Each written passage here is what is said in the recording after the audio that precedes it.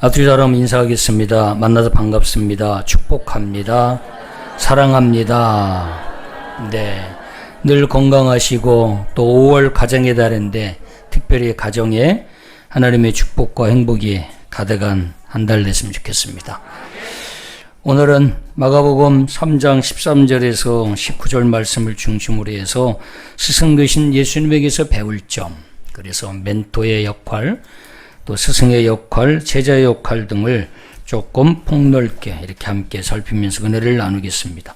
내일이 스승의 날이죠. 그래서 오늘 이 스승에 대한 말씀을 같이 한번 나누고 싶었습니다. 세상의 스승이나 세상의 지도자들, 멘토들이 참으로 중요합니다. 그죠? 왜냐하면 이들의 가르침이 있었기 때문에 배울 수 있고 또 배운 대로 우리의 삶 속에서 또 꿈을 이루면서 살아갈 수 있습니다. 자, 그런데 이 모든 스승보다도 정말 가장 중요한 스승 중에 스승, 바로 영적 스승이 중요하다.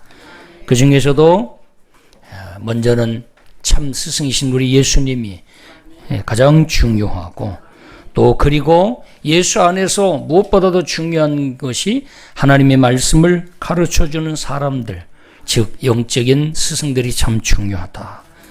그래서 우리 주일학교에서 또 중고등부에서 청년부에서 말씀을 나누고 가르치고, 또 그 밖에 교회 안에서 또 양육 시스템 안에서 하나님 말씀을 먼저 배운 자들이 섬기고 나누는 이런 영적인 멘토, 영적인 스승, 선생들이야말로 참으로 중요한 줄 믿습니다.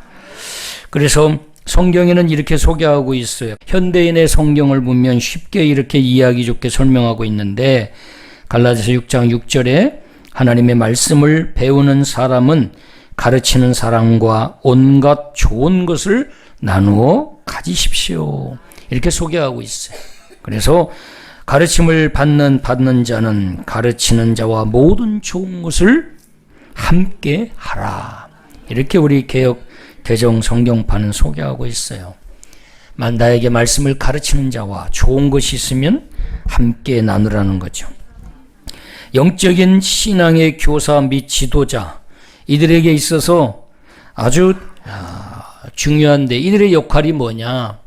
즉 영적으로 신앙 안에서 또 교사요, 지도자요, 또 멘토로 하나님이 세워주셨는데, 이들의 그 역할 중에 그 역할이 뭐냐? 첫째는 꿈과 비전과 또 환상을 심어주는 거죠.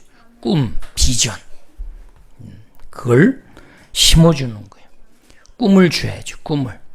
꿈을 주고 비전을 주는 거예요. 저도 지금 토요일 날마다 우리 청년들에게 꿈을 디자인하고 설계하는 지금 작업을 갖습니다. 꿈의 설계도를 지금 작성하고 있어요.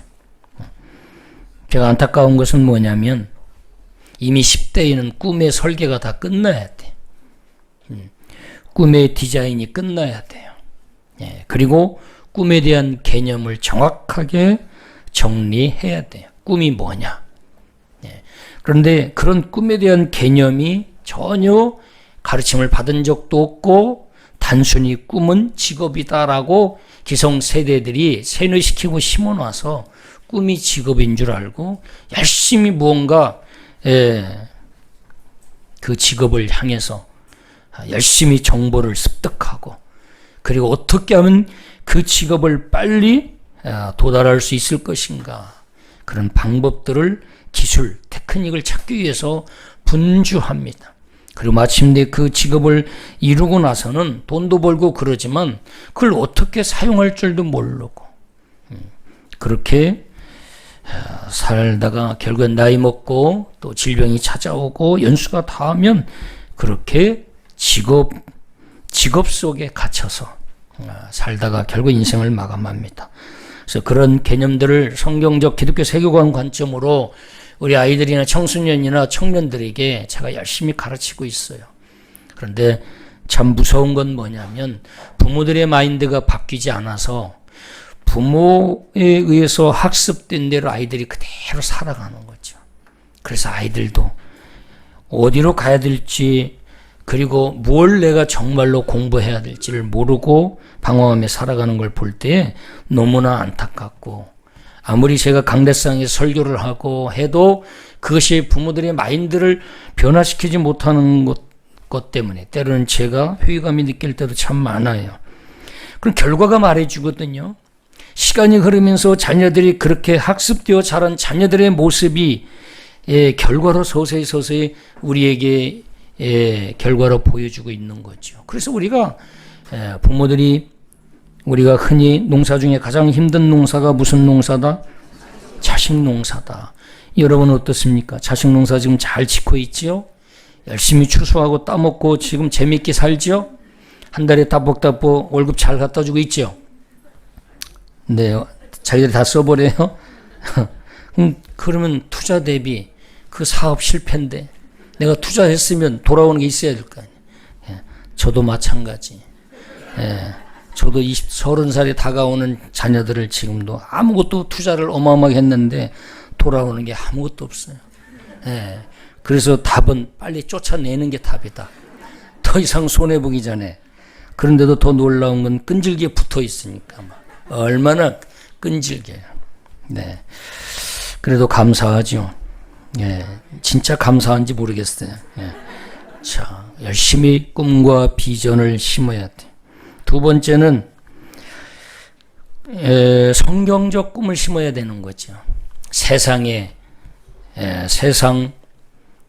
부귀 영화에 대한 환상을 심어주면 안 되고, 정말 성경에서 말하는 인간답게 사는 길이 무엇인가?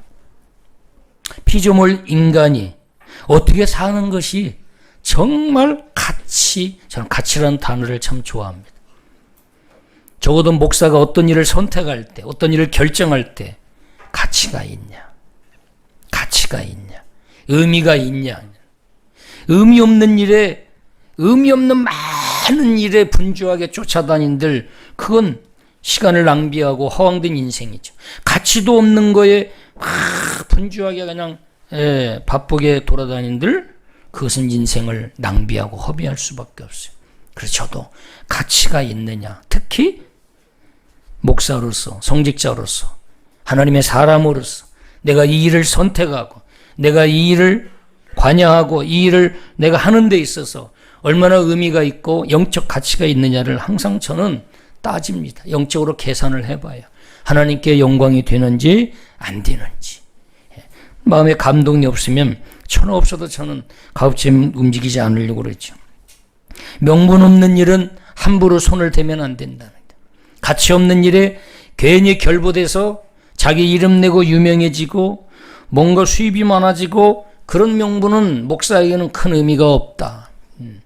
적어도 하나님께 영광 돌리고 하나님께 콜링받은 목사로서의 내면적 기쁨과 또 그리고 내가 존재하는 이유와 존재의 목적에 부합하는 명분들을 찾아서 가치 있게 내가 가지고 있는 모든 자원을 그 명분, 가치 있는 명분에 쏟아부을 때에 그것은 보람되고 의미 있는 일이다. 저는 이렇게 생각하고 있습니다. 그래서 자녀들에게도 또 우리 교회 안에 있는 젊은 세대들, 다음 세대들에게도 영적인 꿈과 비전을 주는 거죠. 존재는 오늘 새벽에 그런 말씀을 나눴습니다. 니지적 만남은 성경적으로 부합하지 않고 그건 구제 복지에 지나지 않는다. 적어도 우리는 구제와 복지를 하기 위해서 교회가 존재하는 게 아니다. 그것도 구제와 복지도 필요하지만 교회의 존재 이유와 본질이 아니다는 거예요. 본질은 하나님의 말씀을 통해서 거듭나고 성령받아 변화되어 하나님께 영광 돌리는 피조물 인간으로서 하나님을 주인으로 삼고 하나님께 영광 돌리고 찬양하게 하는 데 있어서의 구제와 복지지, 본질이 없이 구제와 복지만 하면 그것은 영적으로는 의미와 가치 없다. 그러려면 차라리 복지재단을 세워서 하는 게 훨씬 좋다. 그래서 니지적 만남이 아니라 자기 필요 충족 자기 필요 충족 조건으로 만나는 그런 조건적 만남이 아니라 우리는 존재론적인 만남을 가져야 된다. 어떻게 하면 이 사람 만나서 내가 필요한 거 좀 채워볼까. 그렇게 해서 우리가 거기에 이용당할 필요도 없는 거지.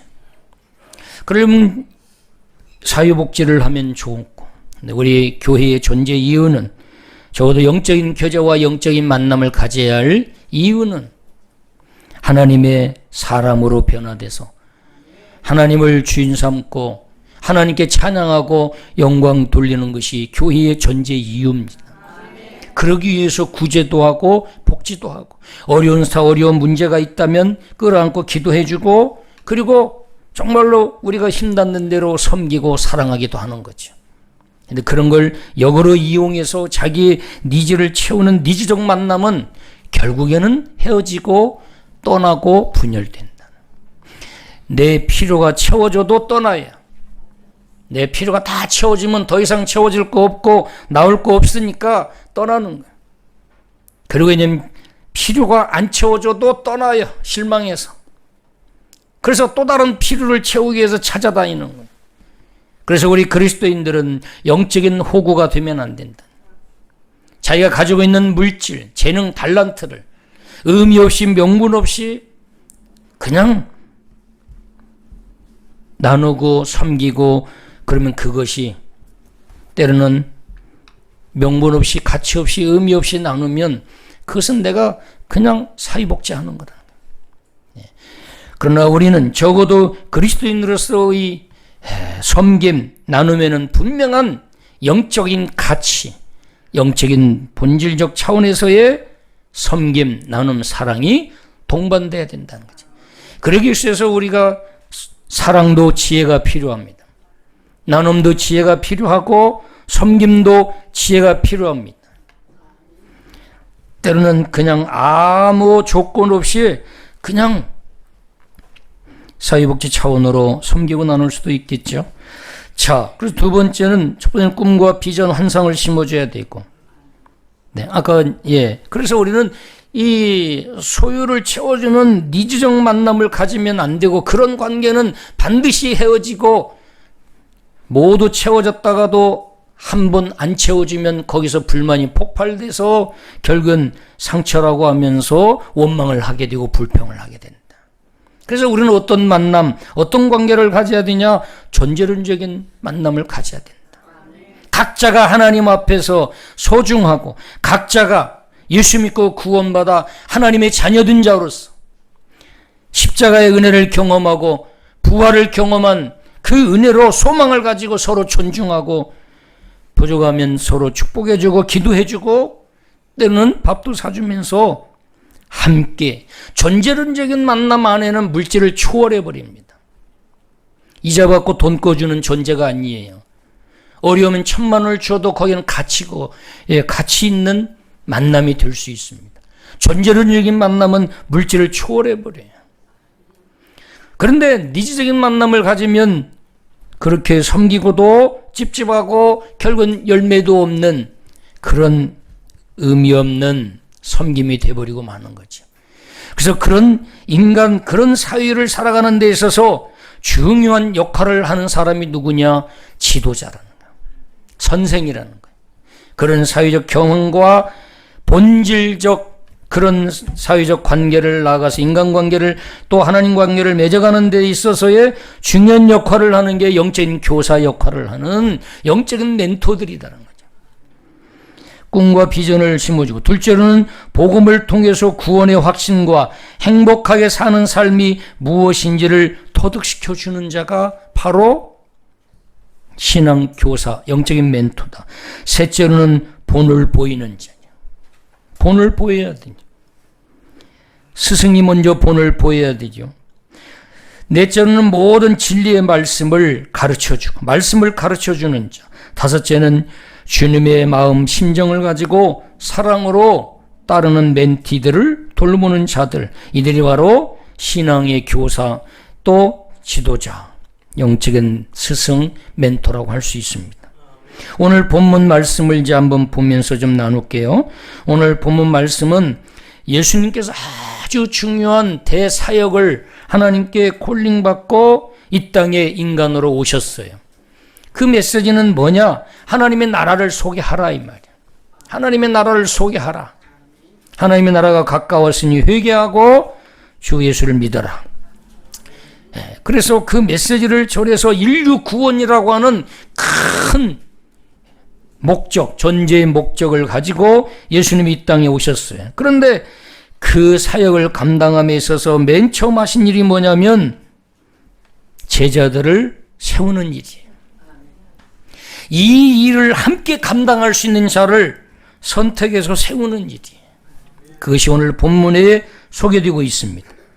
그래서 예수님이 큰 뜻을 이루는데 그냥 열정만 가지고 그냥 의지적으로 막 다가간 것도 아니고 예수님의 그 영적 리더십, 우리의 스승으로서의 어떤 역할을 감당했는가를 오늘 본문을 통해서 잠깐 살펴보고 또 제가 준비한 말씀을 전하도록 하겠습니다. 오늘 13절을 보면 마가복음 3장 13절 보면 타이틀이 뭐라고 되어 있어요? 12 제자를 세우시다 그랬죠. 왜 세웠어요? 조직을 해서 힘을 모아서 뭔가 왕이 되려고 그랬어요? 인맥을 옆에다 많이 두어가지고 조직적으로 관리하고 12명을 겨우 수만 명 만들어서 그것을 인맥, 인프라를 자기가 이 땅에서 목적, 자기 야망을 이루고자 하는 수단으로 삼으려고 사람을 끌어모아 조직하기 시작했나요?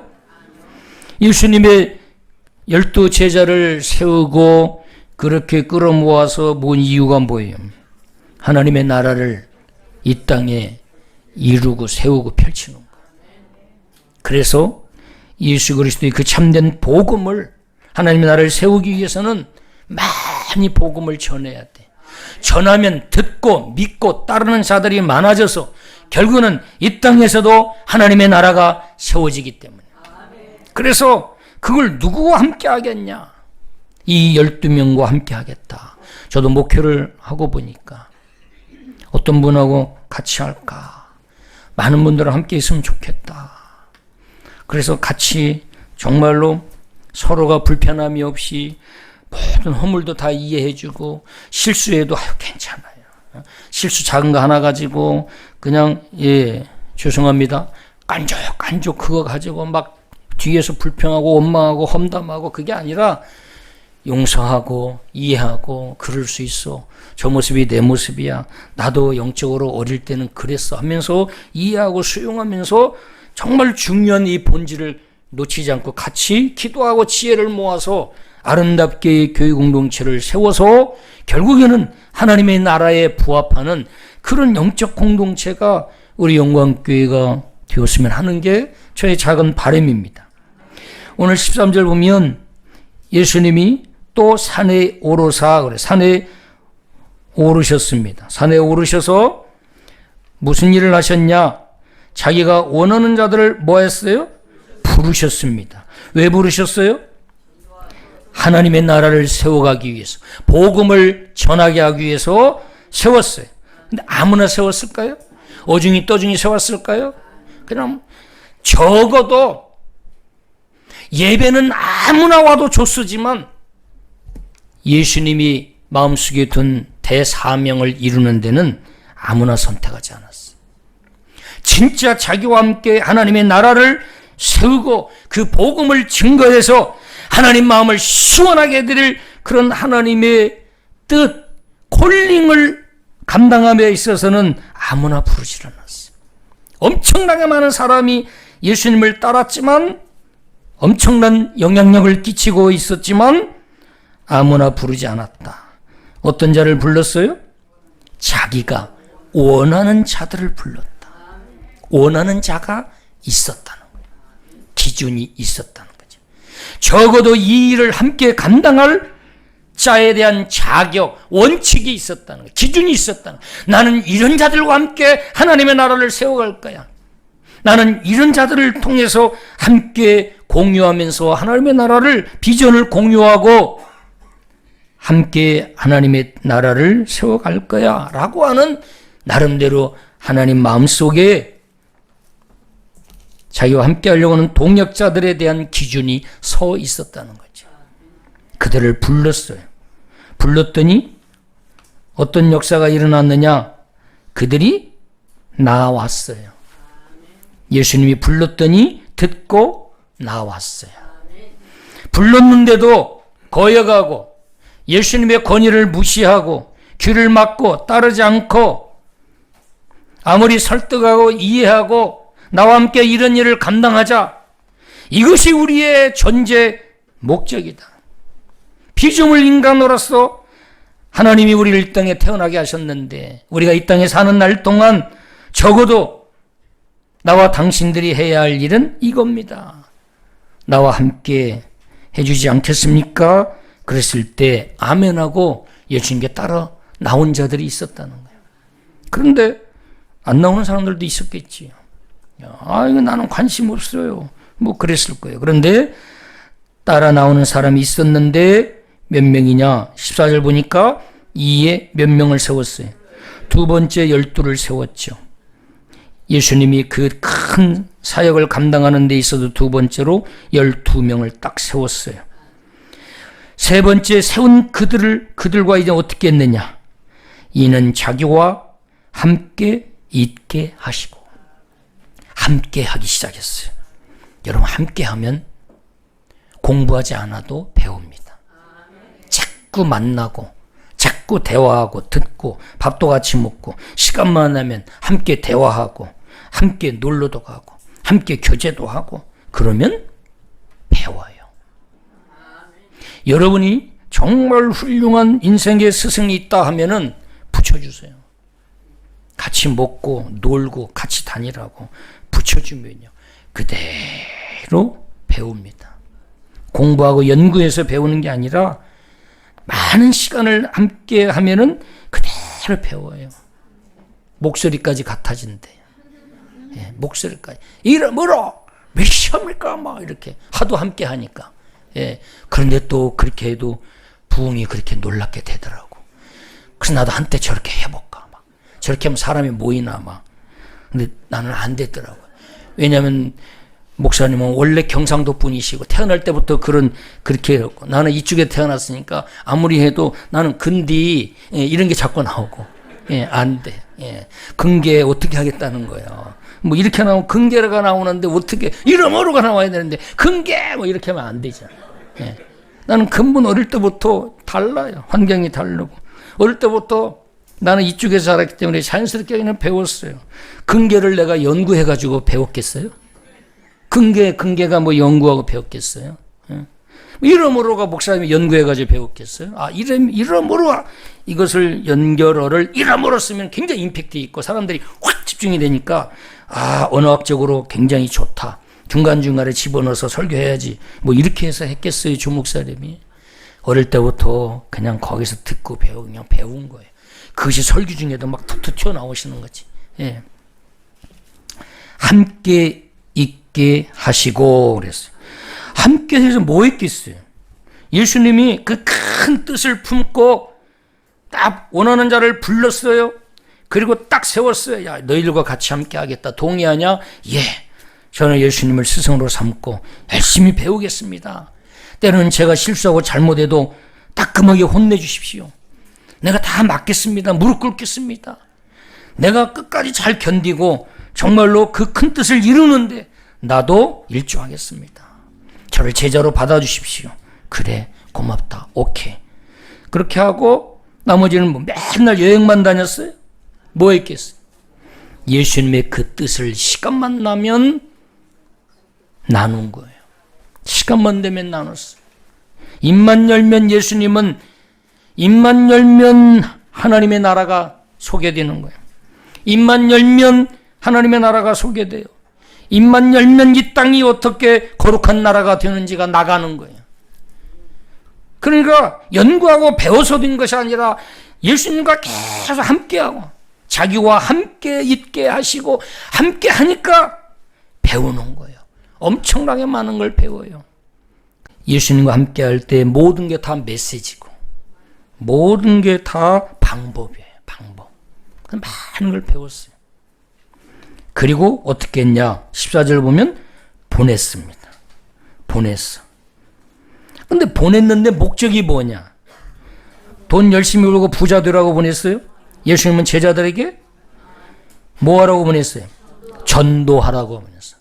영혼을 구원해서, 복음을 전해서, 영혼을 구원해서 하나님의 나라를 이 땅에도 세우라고 보냈어요. 근데 그냥 보냈어요? 15절 이하 보니까 귀신을 내쫓는 무엇을 주어서 보냈어요?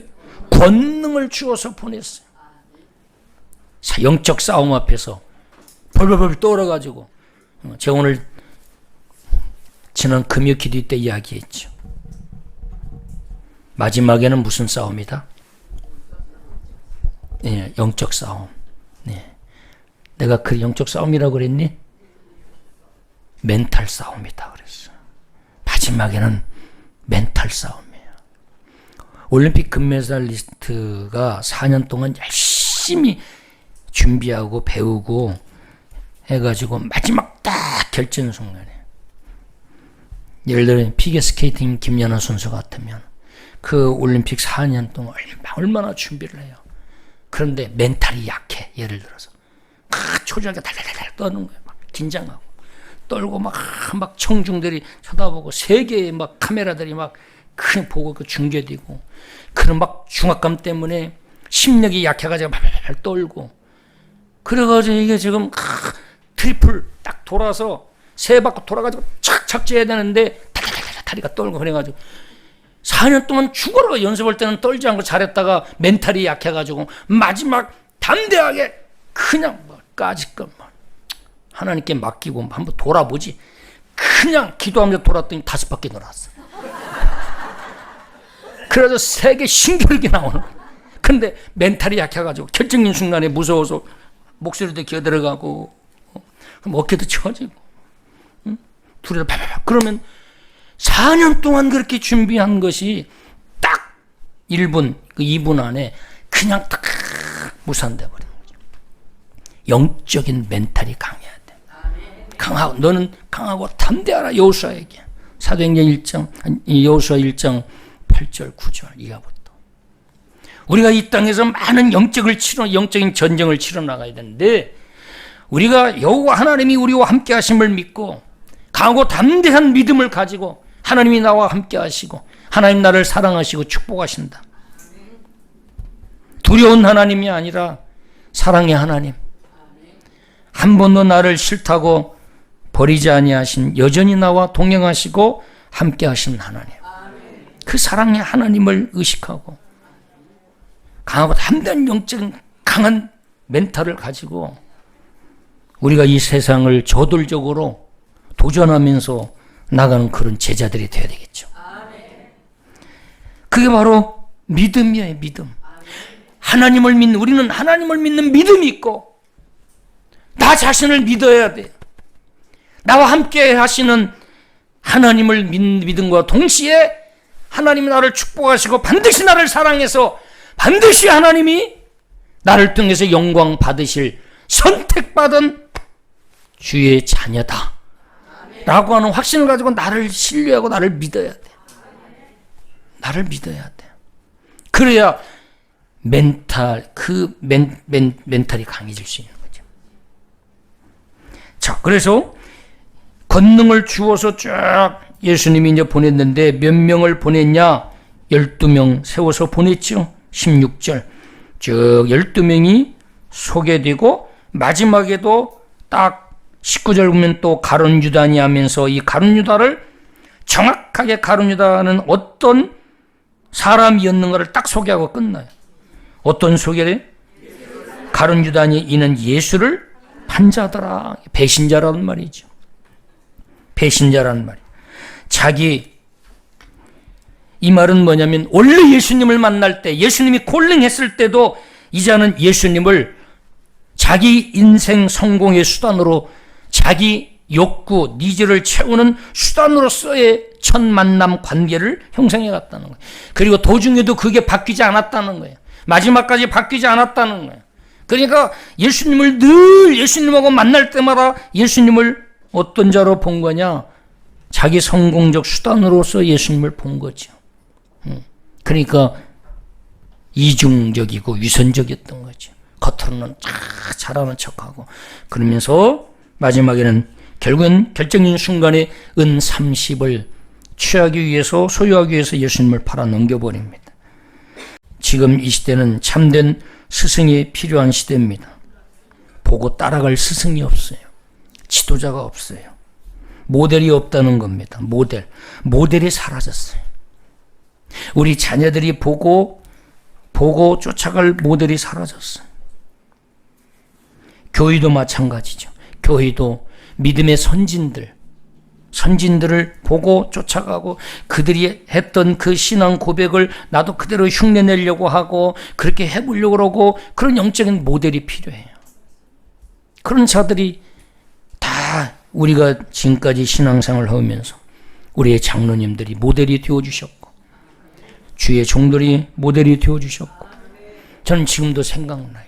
시골 교회에서 4km가 떨어졌는데 장로님은 큰 자전거 타고 오시고 우리 중고등부 때 항상 말씀을 전해준 설교하던 장로님 자전거 타고 항상 오시고 그래 항상 장로님 오셔서 제일 먼저 종을 쳐요. 종을 쳐. 그리고 권사님들은 그때 무슨 버스가 있어요. 차가 있어요. 그냥 깻잎머리 딱 해가지고 여기다 비녀 꽂고 그리고 이 성경 가방 들고 땀 빼빼 흘리고 저 와촌이라고요. 저 뭐 마을형 서수 가는 그 고개 거기서 이렇게 왔어. 근데 지금 시골 가면 거기부터 교회가 5개가 세워져 있더라고. 왜? 서로 싸우고 갈라져가지고. 그런데 또 거기서 근데 놀라운 건 거기서 또 전도가 돼가지고 복음이 돼서 예수 믿는 사람이 많아졌어. 야 그래서 싸우기도 해야 되는구나. 갈라져가지고. 왜? 하나님이 예루살렘을 흩어버렸잖아. 하도 전도 안 하니까. 예루살렘을 그냥 흩어버렸더니 디아스포라로 싹 소아시아로 흩어져가지고 거기서 열심히 또 전도하니까 교회가 막 아시아, 소아시아 7개 교회가 세워졌어. 이야, 치고받고 싸워도 성령이 역사하시는 거네. 싸우면 안 되죠. 예. 사랑하고 축복해야지. 사랑하고 축복하고 하나님의 그 주권 안에 있었더라면 세계는 더 성장하고 부흥하고 아름답게 세워졌을 거예요. 세계에서 제일 우수한 민족이 어디예요? 대부분 유대인이라고 하잖아요. 예, 유대인이라고. 그리고 지금 우리 한국도 유대인 못지않게 세계적으로 머리가 좋은 민족으로 알려져 있습니다. 그래서 유대인들이 노벨 수상을 거의 30%가 다 유대인들이 노벨상을 유대인. 우리나라는 평화상 하나밖에 못 탔어요. 그것도 평화상. 예, 실력으로 받은 게 아니라 정말로 학문적으로 이성적으로 그런 실력으로 받은 게 아니죠. 근데 일본은 지금 많아요. 일본 화학상이나 과학상 이런 쪽에 많이 받았죠. 근데 유대인들은 거의 30%가 다 받았고 그리고 미국에는 억만장자가 전 세계 억만장자의 그룹에서 40%가 유대인이래요. 세계 200대 재벌의 15%가 유대인이고 미의회 정치인 중에서 다 10% 이상이 유대인이고 미국 변호사 30%가 다 유대인이래. 미국 변호사. 의대 교수 중 50%가 다 유대인이고 언론사, 예술과 과학자 등 각 분야의 최고의 두각을 나타내고 있는 자들이 바로 유대인이에요. 우리가 이름만 들어도 알만한 거대 기업, 글로벌 공룡 기업, 유니콘 기업, 조를 움직이는 유니콘 기업, 이 창업주는 모두 유대인이에요. 페이스북, 주커버그, 구글, 그리고 스타벅스, 애플, 골드만삭스, CNN, MS, 마이크로소프트 다 창업자들 유대인이에요. 성적 A+ 받은 사람이 아니라는 거예요. 그러면 왜 이들이 이렇게 세계적인 두각을 나타냈는가? 정치, 경제, 사회, 특히 경제 분야에서. 그래서 전 세계의 지금 모든 경제는 유대인이 움직여가고 있는 거예요. 자, 그러면 이들이 어떻게 이렇게 세계적으로 두각을 나타내는 그런 세계적으로 영향력을 끼치는 인물들이 이렇게 많이 나왔는가? 어디에서 그걸 찾아야 되느냐? 유산 많이 물려받아서 그래요? 점수 다 100점 맞아서 그런 거예요? 바로 어디에 있느냐? 교육에 있다는 거예요. 교육.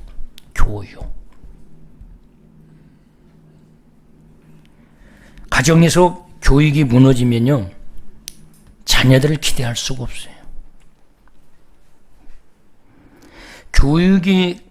가정에 정말로 교육을 잘하는 가정은 자녀들이 반드시 성공하고 행복하고 사회적으로 영향력을 끼치는 인물이 나옵니다. 그러니까 유대인들이 그 지리학적으로 쫙 중동에 조그마한 강원도 땅방 정도밖에 되지 않는 그 정도의 그 인구와 나라가 전 세계적으로는 엄청난 이렇게 영향을 끼치고 있는데 그게 바로 교육에서 나왔다는 거죠. 자, 그러면 우리는 이렇게 이야기할 수 있어요. 도대체 그러면은 어떤 교육을 시키기에 그런 인물이 나오냐? 어떻게 교육을 시키기에 그런 인물이 나오냐? 세계적인 인물들이. 오늘 이 두 가지를 소개하고 이제 빨리 정리하려고 그래. 유대인들은 철저히 토라 교육을 시키는 거예요. 경전 교육이에요. 토라는 모세오경, 율법이에요. 창세기, 출애굽기, 레위기, 민수기, 신명기. 이거 가지고 교육을 시키는 거예요.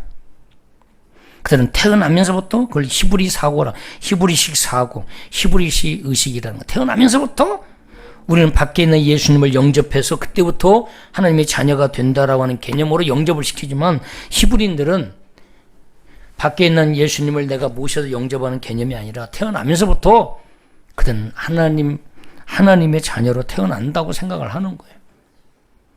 자, 그래서 그럼 오늘날 우리들 다 자녀를 키우고 지금 키우고 손자 손녀도 있어요.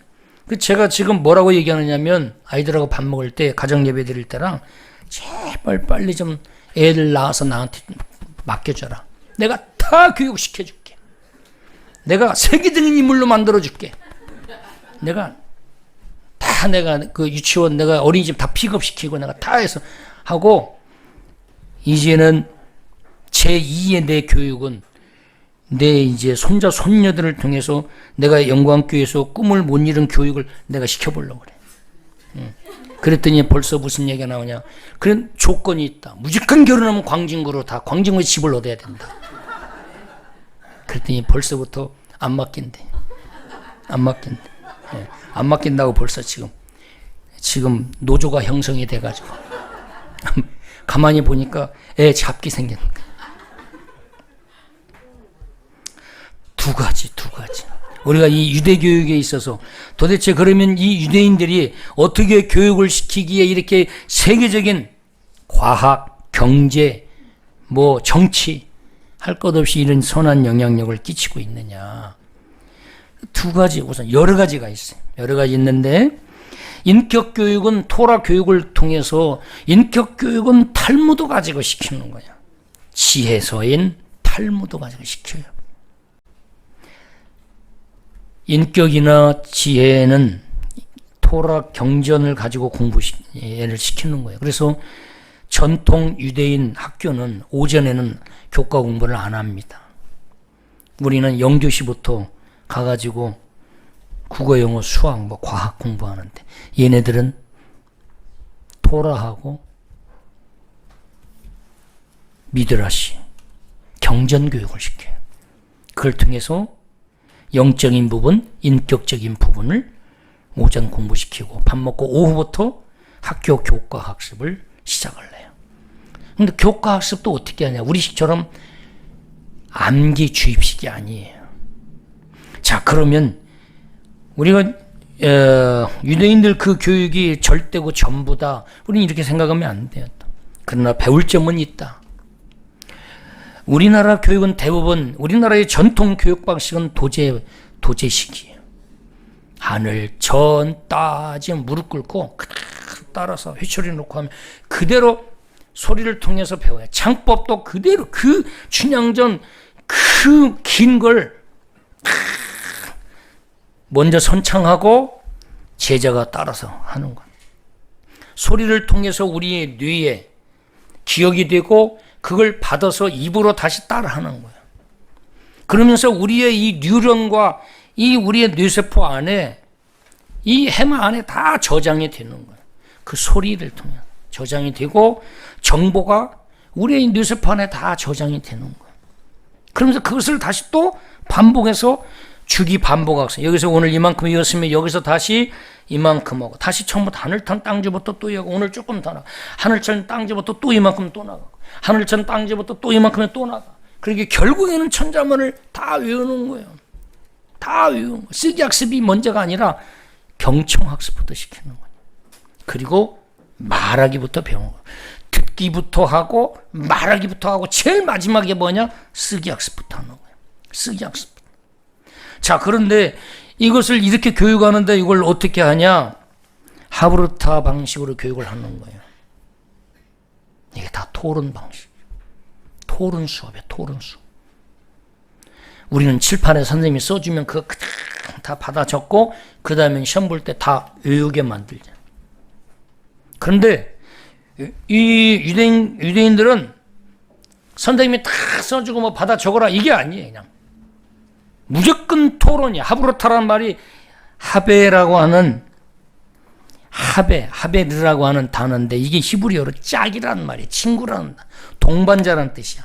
짝, 동반자, 파트너라는 뜻이야. 그러니까 두 명이 짝을 이루어가지고 내가 공부해온 걸 가지고 쭉 설명하는 거야.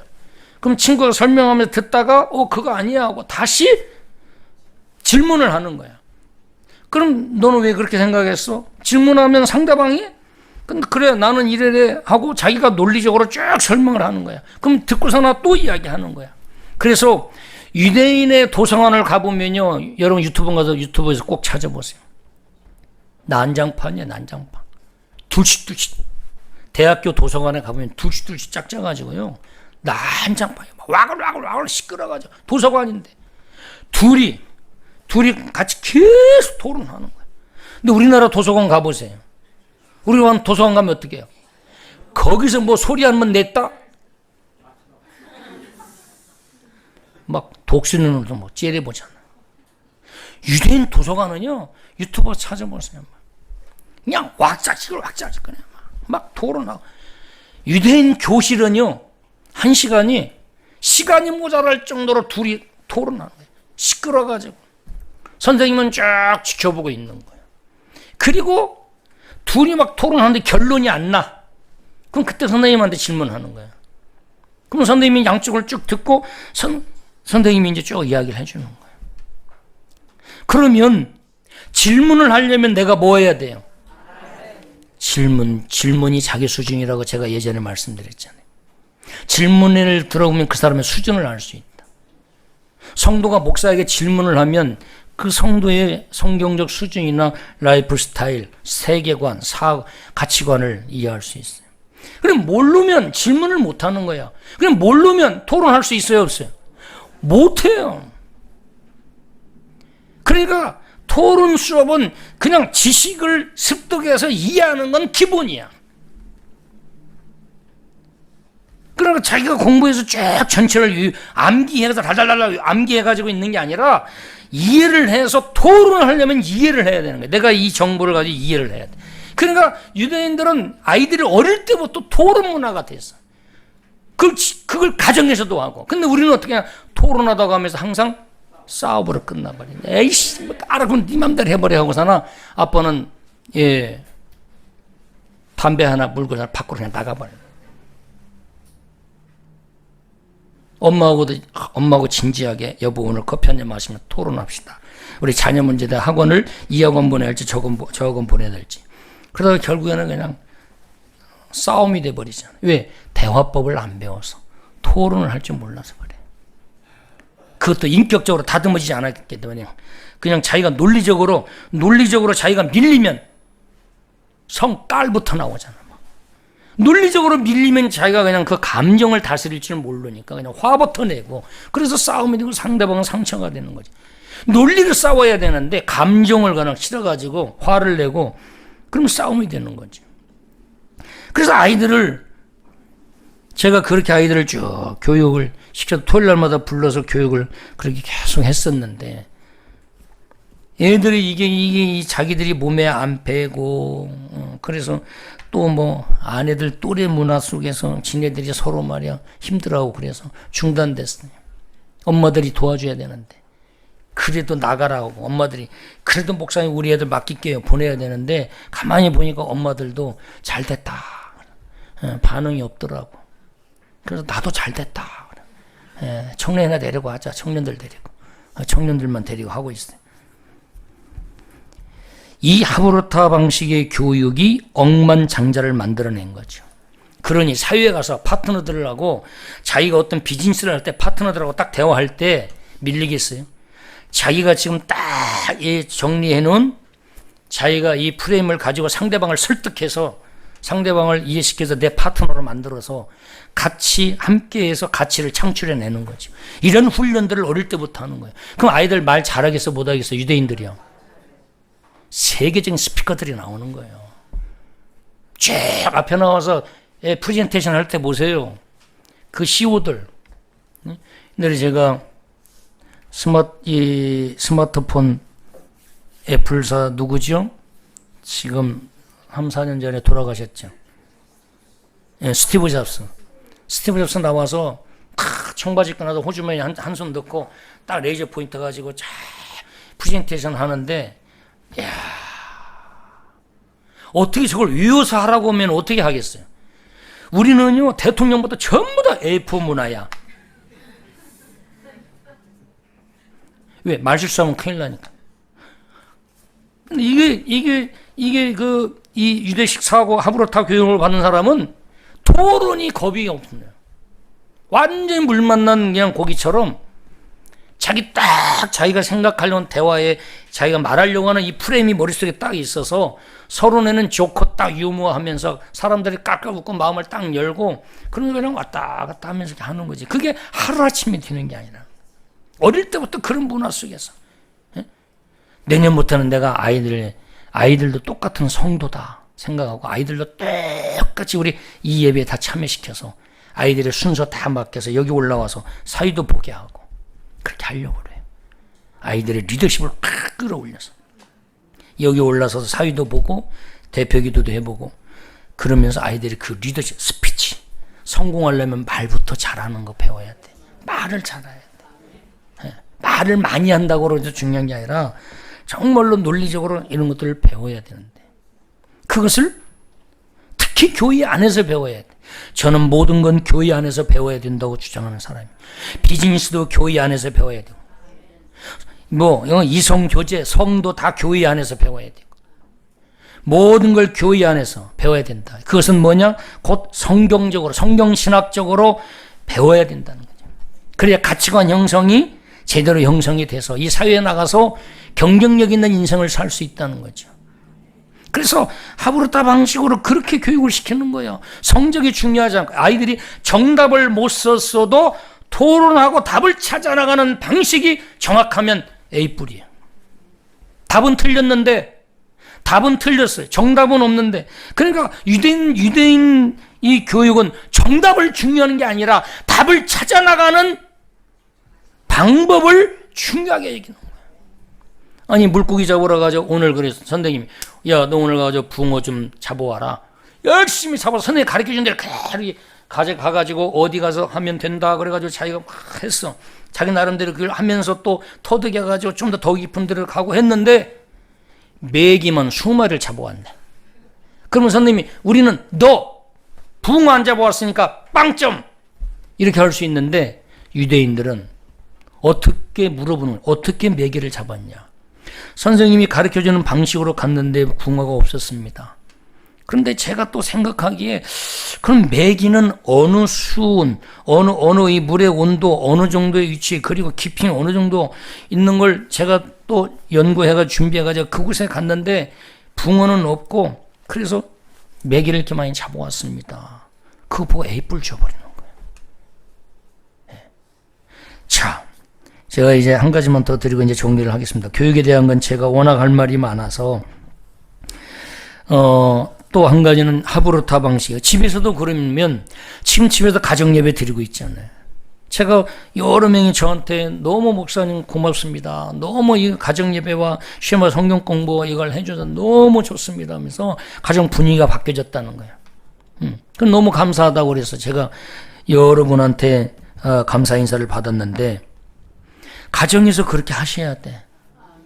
대화할 수 있는 기회를 자기 생각을 논리적으로 말할 수 있는 그것이 설령 엄마 아빠 마음에 안 든다 할지라도 그걸 말하고 자기 생각을 논리적으로 이야기하는 것 자체를 아주 귀하게 여겨야 돼. 그걸 한번 딱 꺾으면요 절대로 그 다음부터는 입 안 열어요. 아이를 더 망가뜨리는 거예요. 큰 인물이 될 수 있는데 이렇게 편한 엄마 아빠에서 안 하는데 밖에 가서 사회생활에서 상사 앞에서 사장님 앞에서 하겠어요? 그러면 이렇게 하고 듣고만 있죠. 머릿속으로만 계속 생각하고 있지 논리적으로 표현하고 정리해서 설득하고 이런 기술은 떨어지는 거예요. 그래서 가정예배 시간에 많이 그렇게 나누고 기도 제목도 나누고 하루 중에 있었던 일도 나누면서 우리 아이들의 그런 창의적이고 아이들이 가지고 있는 무한한 가능성을 펼칠 수 있도록 우리가 자녀들에게 도와줘야 돼요. 두 번째는 유대인들이 중요하게 얘기하는 유대인 정신이라고 할 수 있는 후추파 정신인데 후추파 정신. 후추파 정신. 이것이 오늘날의 유대인을 만드는 거예요. 후추파 정신이란 말은 이게 이제 단어 뜻은 도도하다 이런 뜻이에요. 당돌하다, 도도하다, 뻔뻔하다, 주제넘다 이런 뜻이에요. 그런데 이렇게 당돌할 정도로 도도할 정도로 자신의 생각을 정확하게 논리적으로 쭈삣하고 그것을 말이야 이거 옳은데도 이거 말을 해야 되는데도 용기가 없어서 못하고 그냥 접어버리고 뒤에서 후회하고 그게 아니라 당당하게 자기의 생각을 논리적으로 말하는 거예요. 용기죠. 후추파 정신. 광야 40년을 통해서 다 통과해냈고 그 어마어마한 그 위세 침입도 다 물러나면서도 사람들은 물러서지 않는 거예요. 당당하게 자신들의 의견을 생각을 정리해서 용기를 내서 말하고 하는 거. 그래서 여러분 어른부터 말하는 훈련도 배워야 돼요.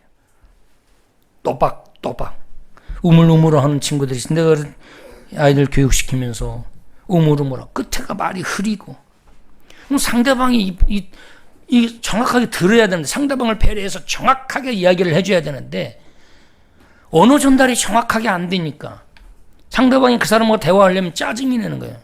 그러니까 정확하게 또박또박 상대방한테 구역예배에서 여러분이 대화 나눌 때도 또박또박 내 생각을 정리해서 전달하는 거예요.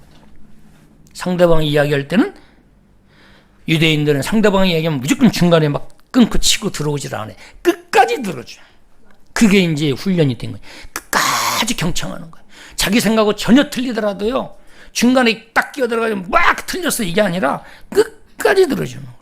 그러고 나서 딱 상대방의 말을 멈추면 자기가 이어서 논리적으로 그 의견을 논리적으로 반박하는 거예요.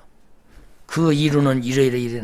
그것이 훈련이 되는 거예요. 어마어마한 지식이 아이들의 사고력을 확장시키고 거기에서 무한한 창의력이 나와서 도저히 남들이 꿈꾸지 못하는 이런 스마트폰 같은 것들이 쌍방향 소통의 도구인 스마트폰 같은 게 탄생을 하게 되는 거죠. 오늘 스승의 주일에 제가 편안하게 말씀을 드렸습니다. 우리의 최고의 스승 중에 스승은 예수님이죠. 성경은 지혜서입니다. 무한한 우리의 상상력과 창의력을 이 말씀은 지혜로 우리에게 가져다 주어요. 그래서 하나님 말씀 안에서 참된 스승이신 예수님의 그 성품 그리고 하나님의 진리인 말씀을 우리가 붙잡고 나가면 우리의 자녀들도 정말 이 엄청나게 빠르게 변화하고 있는 인공지능 시대에 우리 자녀들도 정말 멋지게 행복하게 믿음으로 살아갈 수 있는 줄 믿습니다. 기도하겠습니다. 하나님 아버지 감사합니다. 오늘도 하나님 참된 우리의 영적 멘토이시고 또 그리고 우리의 주가 되신 예수님을 참된 스승으로 이 땅에 보내주셔서 감사합니다. 예수님의 가르침을 통해서 우리가 이 땅에서 세상을 다스리고 정복하고 하나님께 영광 돌리는 삶을 살아가는 우리 모두가 되게 하여 주옵소서. 감사하며 예수님의 이름으로 기도하옵나이다. 아멘.